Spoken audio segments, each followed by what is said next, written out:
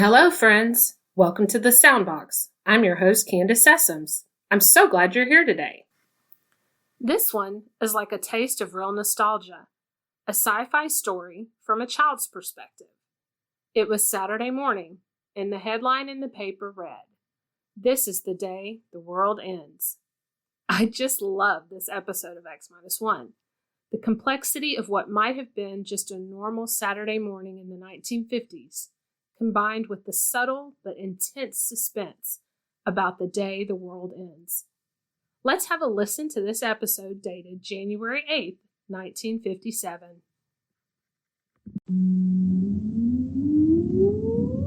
Countdown for blast off. X-5, 4, 3, 2, X-1, fire.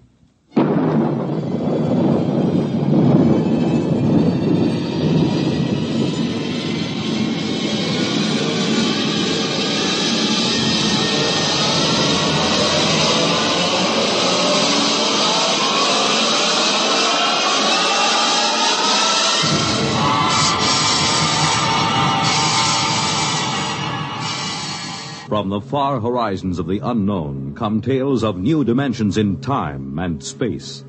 These are stories of the future, adventures in which you'll live in a million, could be years, on 1,000 maybe worlds. The National Broadcasting Company, in cooperation with Galaxy Science Fiction Magazine, presents X minus 1.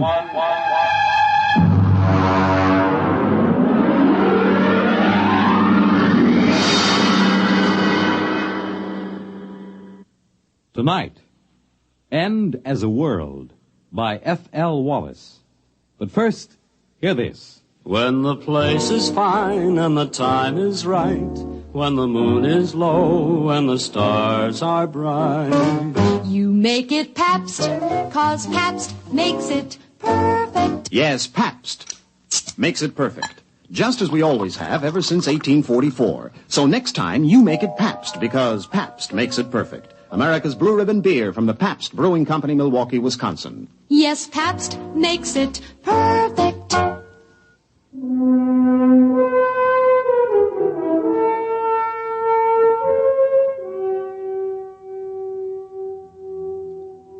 Now, X-1 and End as a World.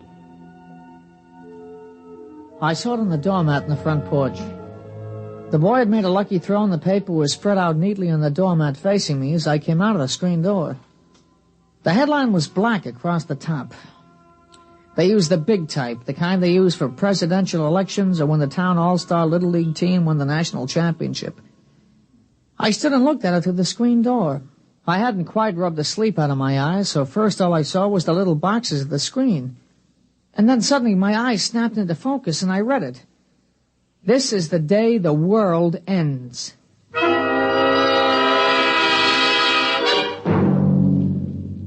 Pete, come in and eat your breakfast.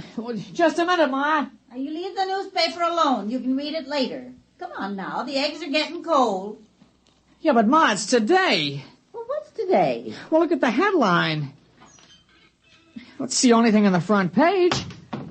Well, look. This is the day the world ends. Oh, that. Well, world's end or no, I won't have you eating cold scrambled eggs. Now, you sit right down and eat your breakfast.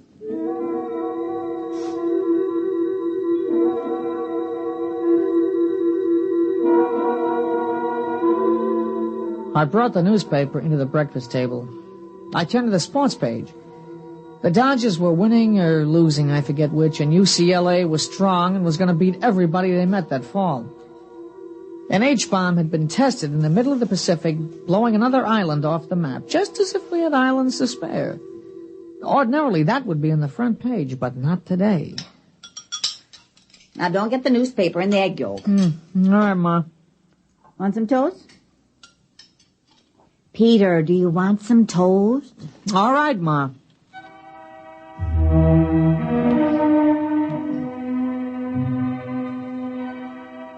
It was Saturday. Big things always seem to happen on Saturdays. I ate breakfast and got up. I had the usual things to do, like mowing the lawn, for instance, but I skipped it that day. There wasn't any use mowing a lawn on a day like that. I went out remembering not to slam the door. It wasn't much, but it showed thoughtfulness. I went past the church and looked at the sign that was set diagonally in the corner so it could read from both streets. There it was in big letters, quoting from the papers. This is the day the world ends. Dr. Davidson scheduled a prayer meeting for the calculated time.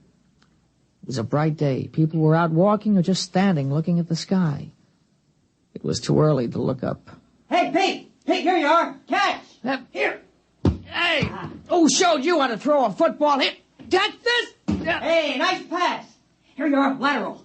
I got it. Here, throw me a long one, huh? I'll run out on that button hook. No, look, I don't feel like it, not today. What'll we do? Oh, listen, the new issue of Popular Rocketry came in down at Grover's. Yeah, I saw it. Or we could go down and see Howie. All right. Pete! Peter! Hey, your mother wants you. Yeah, what is it, Ma? Now, don't go too far. I've got some things I want you to do. What? I want you to help me move some trash out of the basement and help me move some of the potted plants around in front. Ma, what's the use of doing things like that on a day like today? Never mind. Now, you come back by 11 o'clock, you hear? No. Come on, Howie's probably down at Grover's. Hey, look at this high hurdle. I'll go right over the sign. Here I go. Olympic star Paul Smithfield.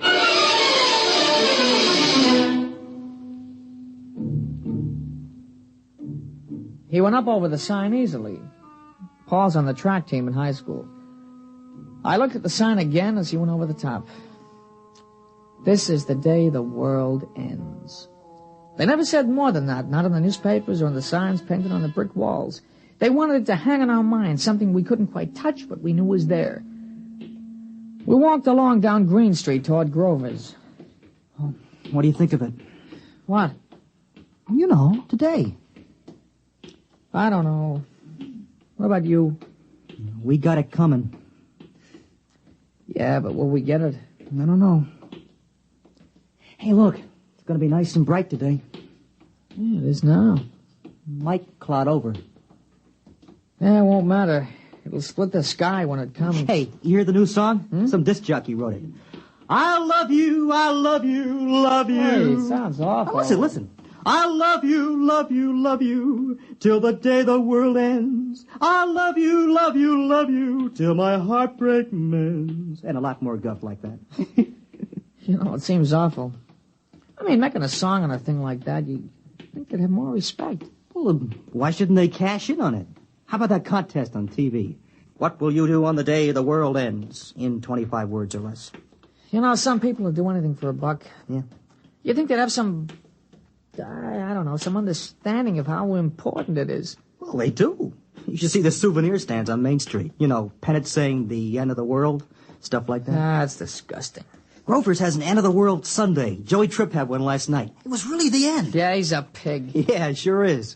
Boy, it was really something. With nuts on top.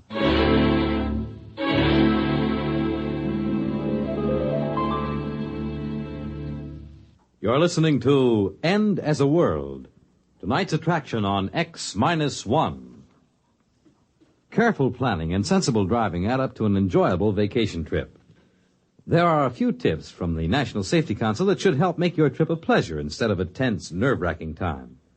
Before you leave, have the car given a thorough checkup to be sure it will always respond properly to your careful control.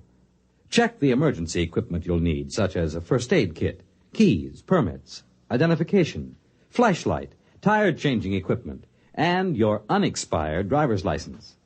Plan your trip for frequent rest stops with a good night's sleep each night. And then on your trip, pay attention to the job at hand and don't daydream. Stop off the road to see the sights or read the map. Be prepared for winding and straight roads, level and hilly roads, and changing traffic patterns between urban and rural areas. Obey all speed limits, traffic signs, and signals, and keep your distance behind the driver ahead. This vacation is what you've been waiting for all year. Enjoy it with sensible driving.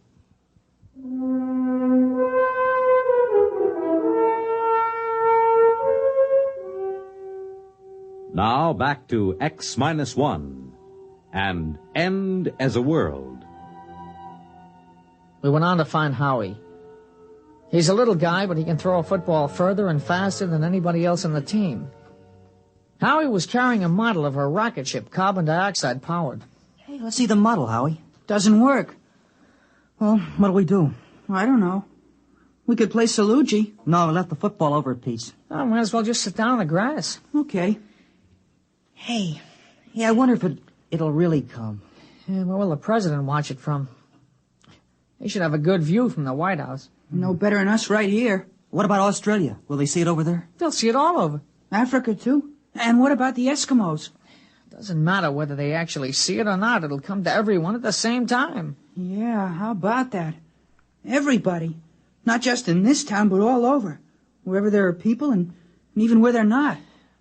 You know what I keep thinking about? What? I keep thinking about the man who made the H-bomb. I bet he felt silly and spiteful blowing up an island. I mean, somebody might have wanted to live on it if he just left it there, you know? Yeah, bet he'd feel pretty small with his old H-bomb after today. Pow. My mother's over at the church praying. And what for? She just said that's what she wanted to spend today doing, right up to the last minute. Yeah, all the churches are holding prayer meetings. Town board wanted to close up that carnival on Pearl Street. You know, the one with the cooch tent? They said it wasn't dignified for today. They close it up? The manager said he had his license, and he didn't care if today was the day the world ended or not. He was putting on 5 shows right up till it happened. Funny idea, those girls dancing, and then, whoom, it happens. And nobody to look at them anymore. I can't understand people. Shows and lawns and cleaning the trash out of the cellar on a day like this, it just doesn't make any sense. Well, people get used to doing certain things. Yeah, but today? Even today. Well, that's how people are, I guess. Just gotta keep on with what they're doing, even if it doesn't make any sense.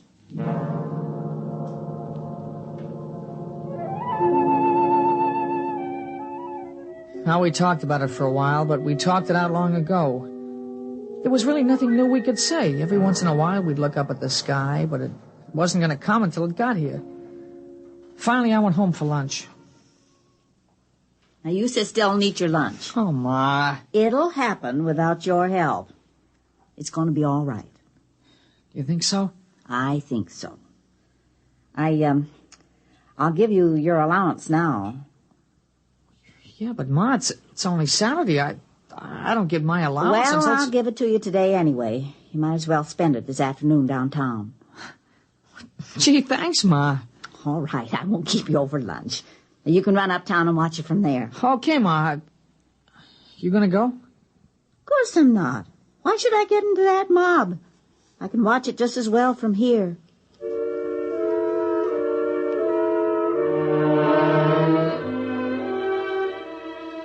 Ma, sure she could. It wasn't the same. Everybody I knew was going to be there. I changed my shirt before I left. I took a rag and wiped the dust from my shoes. I wasn't trying to be fussy or dressed up or anything. I just thought I should do it. I walked uptown slow because there was lots of time to kill. There was shade and sun on the streets and a few big clouds in the sky.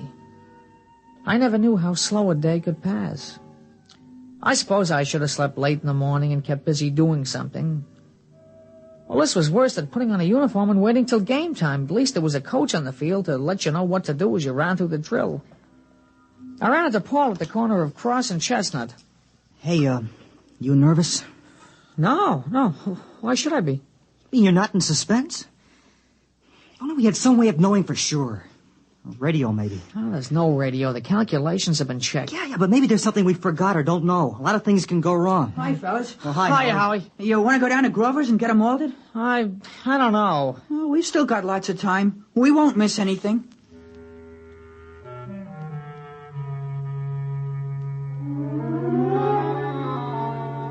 We all went down and had malteds at Grover's.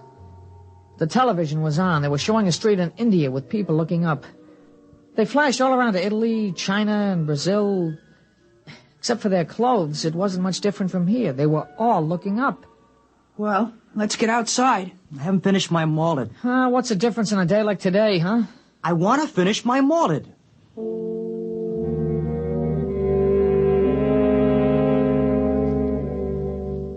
Outside, I noticed there was a slight overcast.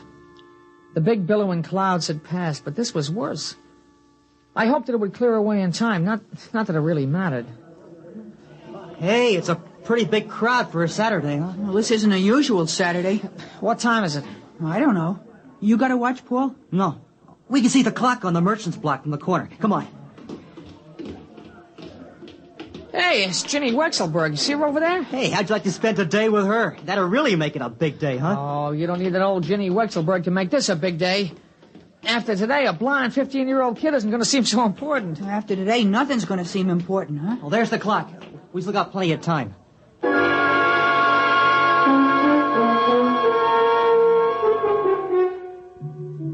We just walked around. A few other kids from school passed by, and we stopped. It was getting closer.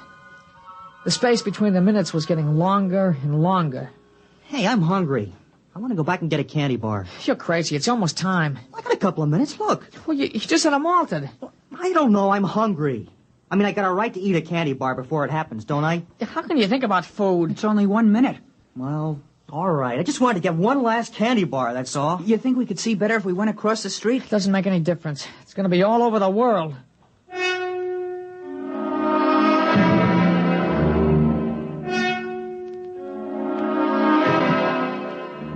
There was still a minute to go, and I kept wondering if there'd been a miscalculation. Now we were all looking up. All over the world, people were looking up. It was quiet. You could hear them breathing. I sneaked a look across the street. Ginny Wexelberg was staring up, and she was crying. I kept wondering why a pretty girl like that should be crying. And then, just as I looked back at the sky, it happened.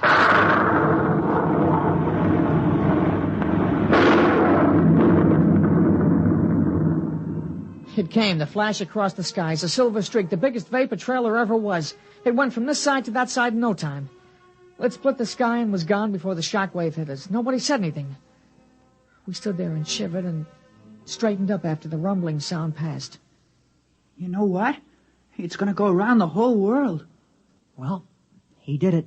Yeah, he did it. Yeah, he sure did. All the way to Mars and back. Safe and right on schedule. You realize that? He did it! He did it! The first trip to Mars! He's back! He's safe!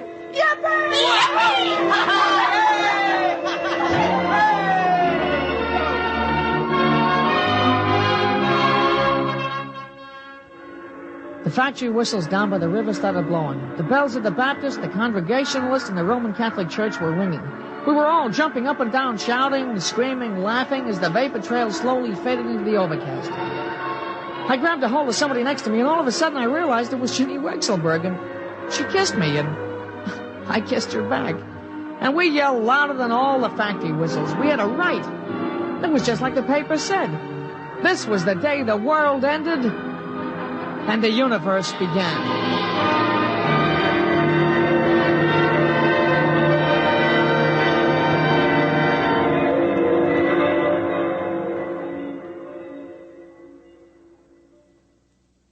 This is Fred Collins, and I'll be back with a word about X-1 in a moment. Hi, this is Walter O'Keefe. You know, they say there's nothing new under the sun, and maybe that's true, but there is something new under the moon, and that's Nightline. In Nightline, we think we found the way to use the intimacy as well as the lightning-fast maneuverability of radio in an hour-and-a-half package of high-voltage, different entertainment. We found the way to make the airwaves your magic carpet to wherever big things are happening. Anywhere in the country, for that matter, anywhere in the world. Now, let's say that your favorite comedian is performing at a Las Vegas nightclub. He's packing them in, and you've really got to have connections to get a table. Well, Nightline is that connection, and your radio is your ringside table. More things than you'd believe are happening in the so-called still of the night, and Nightline is your line to exciting entertainment after dark. My feeling is Nightline marks a new era in nighttime entertainment. Tune us in tonight over most of these NBC stations. You have just heard X-1, presented by the National Broadcasting Company in cooperation with Galaxy Science Fiction Magazine, which this month features William Morrison's novelette, The Sly Bunger Hop. To Colmer, it was the chance of a lifetime. He could hear opportunity knock. But where in all creation was the door it knocked upon? Galaxy Magazine on your newsstand today. Tonight, X-1 has brought you End as a World, a story from the pages of Galaxy written by F.L. Wallace and adapted for radio by Ernest Kenoy. Featured in our cast were Jack Grimes as Pete, Larry Robinson as Paul, Peter Fernandez as Howie, and Alice Yorman as the mother. This is Fred Collins speaking.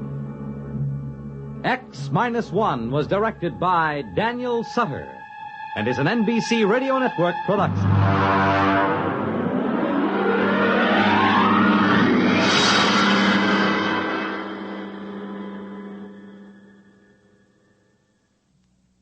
Next week on X-1, another exciting story from the pages of Galaxy.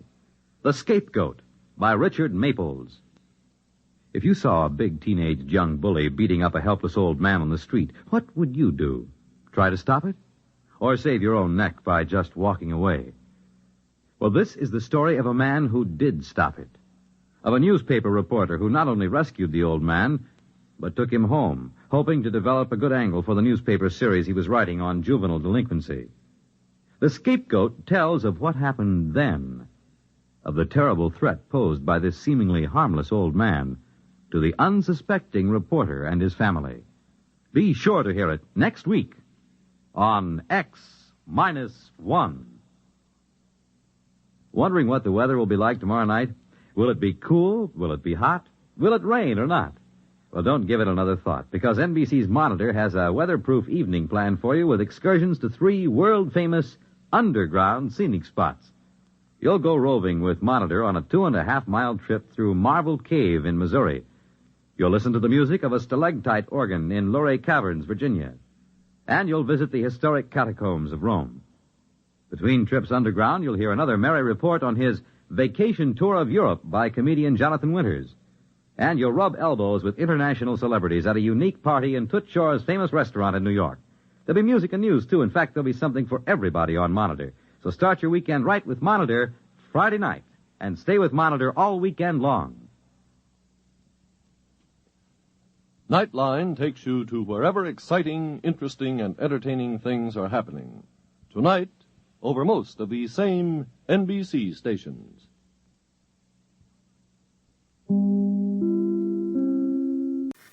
What did you think of End as a World? The hubby and I have been on an X-1 binge, and when this one popped up this week, I knew it needed to be my next Soundbox episode. With the excitement of the recent Artemis mission, I thought it was perfect timing. Thanks again for listening to the Soundbox today. Remember, you can follow or like the Soundbox wherever you're listening, whether on Substack, Spotify, YouTube, or Apple.